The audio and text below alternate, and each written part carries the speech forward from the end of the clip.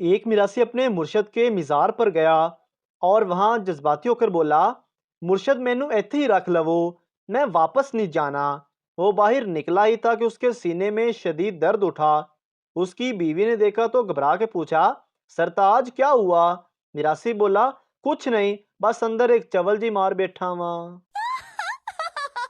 Local bus में एक पठान पूरे सफर में अपनी बीवी को पकड़कर बैठा हुआ था। किसी ने पूछा, बीवी को ऐसे क्यों पकड़ा है? पठान गुस्से होकर बोला, बेवकूफ, ऊपर देखो क्या लिखा है, अपने कीमती सामान की हिफाजत खुद करें।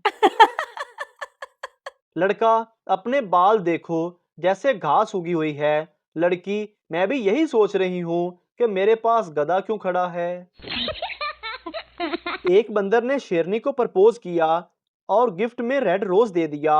शेरनी ने बंदर से कहा, कभी अपनी शक्ल आईने में देखी है क्या? बंदर बोला, सूरत पर मत जा पगले, कॉन्फिडेंस तो देख। कभी किसी औरत को सब्जी खरीदते हुए गौर से देखें। वो उठाएगी करेला और दाम पूछेगी भिंडी का और खरीदेगी टिंडे। औरतें शॉपिंग भी किस्तों में करती हैं। पहले चीज पसंद करने जाती हैं, फिर खरीदने जाती हैं और घर पहुंचकर अपनी पसंद की हुई खरीदी हुई चीजों में से 20 कीड़े निकालकर चीजें तब्दील करने जाती हैं।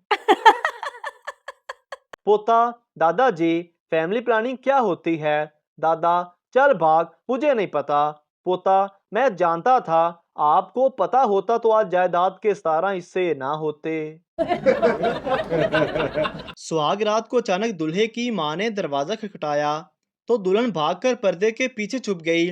दूल्हा बोला, घबराओ नहीं, ये मेरी मां है। दुल्हन बोली, मैं समझी छापा पड़ गया है। मियाँ बीवी पुरानी रोमांटिक फिल्म देख रहे थे कि बीवी शोर से बोली, देखो हीरो अपनी बीवी से कितने प्यार से बात कर रहा है और एक तुम हो। तो शोहर बोला, वो हीरो है, उसे प्यार से बात करने के पैसे मिलते हैं और जब मैं प्यार से बात करता हूँ तो मेरे अपने पैसे चले जाते हैं। एक औरत बाबा जी के पास गई और बोली, बाबा जी, मुझे दिलों का हाल जानना है। बाबा बोला, करीब आओ। औरत थोड़ा करीब हो गई। बाबा बोला, थोड़ा और करीब आओ। औरत थोड़ा और करीब हो गई। बाबा ने उसकी कमर पर हाथ फेरा और कहा, थोड़ा और करीब आओ। औरत बोली, बाबा जी, आप मेरे साथ रोमांस करना चाहते हैं? बाबा मुस्कुराकर बोला, देखा ना, तुझे दिल का हाल पता लगना शुरू हो गया है। 4 दिन से ख्वाब में अंग्रेजनी आ रही थी और मेरी नींदें हराम कर रही थी। आखिर एक बाबा जी से ताबीर पूछी तो फरमाने लगे, बेटा, लंडे की जर्सी उतार कर सोया करो। पुलिस, तुमने कंपनी मैनेजर का हाथ क्यों जलाया? शीदा, सर मैं इन साहिब से नौकरी मांगने गया तो वो बोले पहले मेरी मुट्ठी गर्म करो, तो मैंने जलता हुआ कोयला उनके हाथ पर रख दिया। एक इंडियन स्कूल में नन्ही सी तालबा को होमवर्क दिया गया कि 50 जानवरों के नाम लिखकर लाना है। बच्ची ने घर आकर होमवर्क शुरू किया और अपने बाप से कहा, अब्बू, मुझे 50 जानवरों के नाम लिखवाएं। अब्बू ने कहा, बेटी लिखो, कुत्ता, बिल्ली, कुत्ते का बच्चा, बिल्ली का बच्चा। बेटी बोली, नहीं अब्बू जी, अलग अलग बताओ, ये 4 नहीं 2 हो गए हैं। बाप परेशान हो गया कि मैं किधर से इतने नाम तलाश करूं। इतने में उसके दिमाग में एक आइडिया आया। उसने कहा, बेटी, मेरे पास एक आइडिया है, क्या तुम जल्दी जल्दी लिख सकती हो? बेटी ने कहा, हाँ। इतने में उसने बीवी को आवाज दी, ओए बंदरिया, 1 कप चाय तो लाओ। ये आवाज सुनते ही बीवी आग भगोला हो गई। उसने भी शोर को सूर, बैल, रीछ, गधे, जंगली घोड़े और चिमगादड़ एक ही सांस में तमाम जानवरों के नाम लेना शुरू किए। जब बीवी अंदर गई तो बाप ने बेटी से कहा, अब गिनती करो, कितने नाम हुए हैं? बेटी ने गिनती किए तो खुशी से उछल पड़ी, अब्बू, 70 नाम हो गए हैं। मैंने बाबा जी से पूछा, बाबा जी, अगर बीवी खूबसूरत हो, गोरी चिट्टी हो, पढ़ी लिखी हो, जो शोर का एहतराम करती हो और शोर की तमाम बातें मानने वाली हो और शोर से झगड़ा भी ना करे, ऐसी बीवी को क्या कहते हैं? बाबा जी बोले, पुत्र, ऐसी बीवी को वहम कहते हैं। मैडम, काका, सुबह सवेरे उठा करो, इसके बहुत फायदे हैं। देखो, जो चिड़िया सुबह उठती है उनको कीड़े मकोड़े खाने को मिल जाते हैं। काका, मैडम जी, जो कीड़े सुबह जल्दी उठते हैं उनको जल्दी उठने की सजा भी तो मिलती है।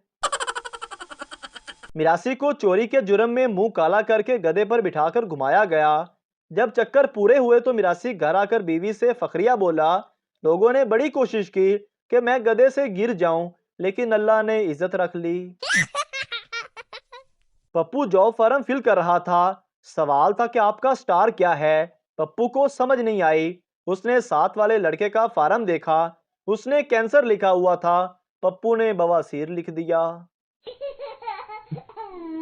मियाँ बीवी में झगड़ा हो गया तो बीवी ने अपनी माँ को फोन किया कि मेरा उनसे झगड़ा हो गया है, मैं 3-4 महीने के लिए आपकी तरफ आ रही हूँ। माँ बोली, झगड़ा उस कमबख्त ने किया है, सजा भी उसे मिलनी चाहिए। तू रुक बेटी, मैं आती हूँ तुम्हारी तरफ, वो भी 5-6 महीने के लिए।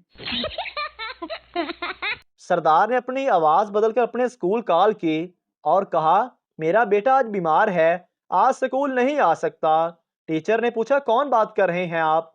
सरदार एकदम घबरा कर कहने लगा, जी मेरे अब्बू बात कर रहा हूँ। 3 सरदार इम्तिहान के बाद। पहला सरदार, मुझे कुछ नहीं आता था, पेपर खाली छोड़ आया हूँ। दूसरा सरदार, मैं भी खाली छोड़ आया हूँ यार। तीसरा सरदार, अबे नलायको, अब टीचर समझेगी कि हम तीनों ने नकल मारी है। एक सरदार ने पहली बार आईना देखा। आईने में खुद को देखकर बोला, यार इस आदमी को तो पहले भी कहीं देखा हुआ है। बहुत देर सोचने के बाद बोला, यार ये तो वही बेगैरत है जो मेरी शादी में मेरी बीवी के साथ बैठा हुआ था। औरतों के दो बड़े मसाइल। हर औरत को रोजाना कपड़ों की अलमारी खोलने पर दो बड़े मसाइल का सामना करना पड़ता है। नंबर 1, कपड़े रखने के लिए जगह नहीं है। नंबर 2, पहनने के लिए कोई कपड़ा नहीं है। मुलाजमा से बर्तन टूट गया।